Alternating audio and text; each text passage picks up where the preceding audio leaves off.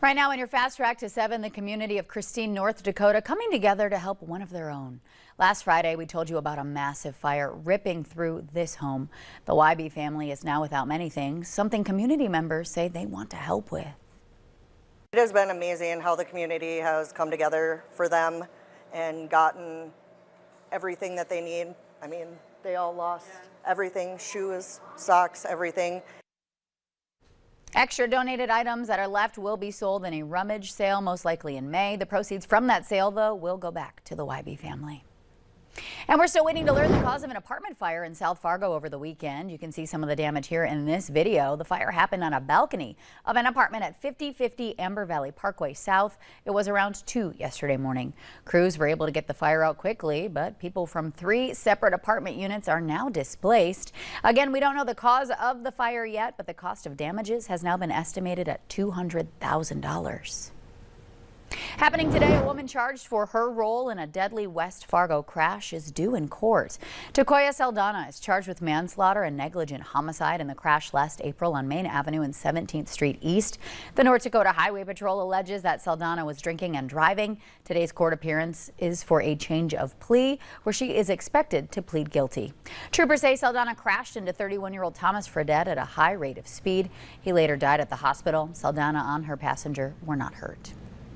Well, the countdown to the eclipse is on. We're sending things right on over to Summer Schnellbach this morning for a look at our Fast Track forecast. Hey there, Summer. Good morning. Hello, good morning. I hope everyone had a great weekend, and I know a lot of us enjoyed the rain yesterday. A nice soaking rain to kind of quiet things down, tamper down the dust and the topsoil, and reduce that wildfire risk. And we'll continue to see some scattered light showers throughout the day today.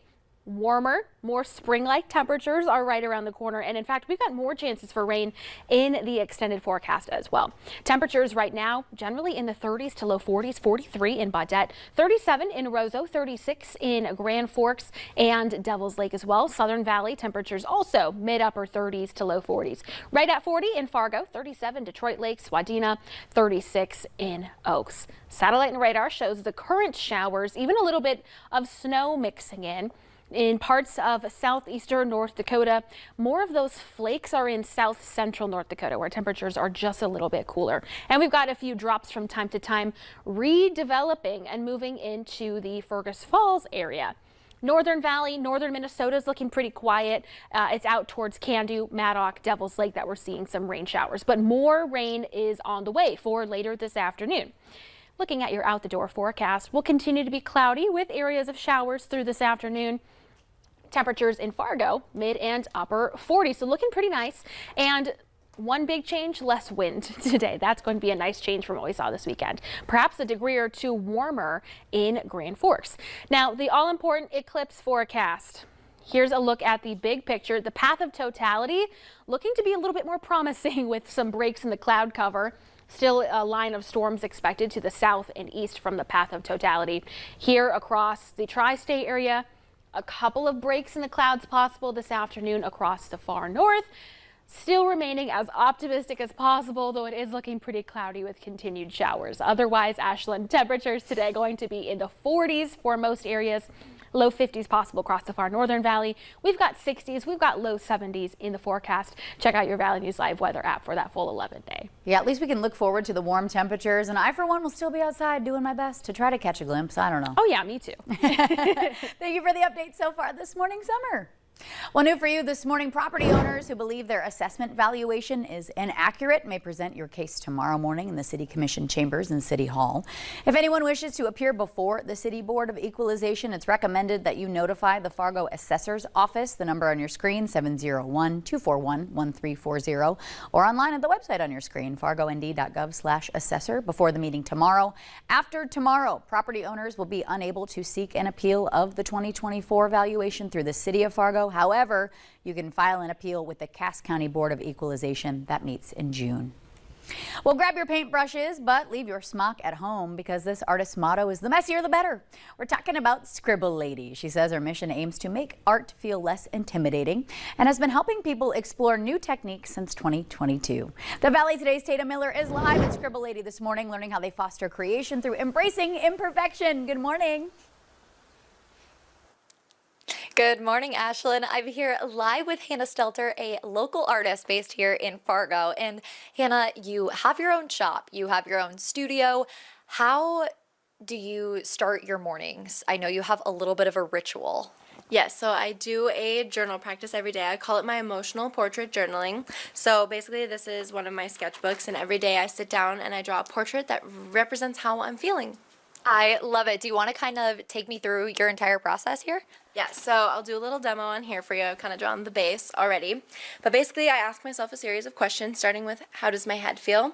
My head feels pretty calm, so I'm just going to go and add like a nice, calm little spiral on there like that. And then I ask myself if I'm high energy or low energy. I'm actually pretty high energy today, considering I got up so early. So I will spiral my arms kind of upward to represent high energy on both sides. If I'm low energy, I'll droop them downwards. And then I think about like how my heart feels, and my heart feels just like very warm, so I'm going to add like a little bit of a sun right here. And this is actually like a frosting piping tube that I use to put my paint on with, which I think is super funny. And then I ask myself like what kind of energy is surrounding me, and I feel pretty calm. So again, going with this like theme of a spiral. So adding some calm energy around me, and my legs, they feel pretty normal. So just doing a little bit of a doodle like that. So that turns out so cool. And I know a lot of these end up turning into inspiration for your pieces at events, like your upcoming one. Do you want to kind of talk about that? yeah, so my newest collection of artwork is called The Art of Feeling, and it's an exploration of these, but kind of like the core emotions that I've felt over the last year. Anger, sadness, love, happiness, and turning them into really big, gigantic canvas pieces that are just stunning. I love it. And then this show is going to be super interactive as well. Do you want to touch on how the audience get involved? Yeah, so I host this event every single year. It's called I Effing Love Myself. This year's theme is The Art of Feeling. It's all about emotions. So everyone's encouraged to dress like an emotion that they resonate with. There will be activities. There will be a little station where you can do your own portrait like this, and like the whole event will be themed emotions. I love it. Thank you so much, Anna. And for more details on this upcoming event, you can head to valleynewslive.com. We will have everything there. We'll check in with you guys one more time. I'm Tatum Miller for Valley News Live. Back to you guys at the studio. All right, thank you, Tatum. The Art of Healing. What a creative live look this morning. For upcoming Scribble Lady events, you can visit our website, valleynewslive.com. Big news, everybody. The South Carolina Gamecocks defeating the Iowa Hawkeyes 87-75 yesterday to win the women's national championship title. South Carolina went undefeated this season, making it just the 10th team in the history of Division I women's basketball to finish with a perfect season. Now, this was the final game for Iowa's star Caitlin Clark, who broke Division I scoring records for both women and men. She is headed for the WNBA draft. After the game, though, South Carolina coach Dawn Staley congratulated Iowa for an incredible season and even thanked Clark for, quote, lifting up our sport. She called Clark one of the greatest of all time. Well, as we know, a rare solar eclipse will cross North America today. Millions in the U.S. expected to wear proper eclipse glasses to gaze into the sky as the moon momentarily blocks out the sun. Hundreds of cities and small towns in 15 states lie along what's called the path of totality.